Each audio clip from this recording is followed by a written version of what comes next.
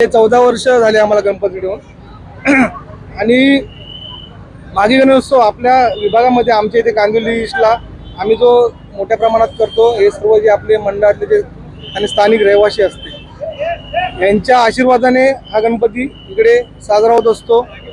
आपण बघितलं असाल की म्हणजे ह्यावेळी आम्ही जे 144 वर्षांनी जे महाकुंभचं जे प्रयागराजला जे आलंय तर त्याच्यामुळे लोक तिथपर्यंत पोहोचू शकत नाही, म्हणून तिथून आम्ही स्वतः गंगाजळ तीर्थ आणलंय। तर ते आपल्याला इथे लोकांना आपण नागरिकांना आपण त्याचा लाभ देणार आहोत। त्याचसोबत श्री वाराणसीचं आपलं जे काशी विश्वनाथचं मंदिर आहे त्याचं आपण इथे प्रतिकृती बनवली आहे।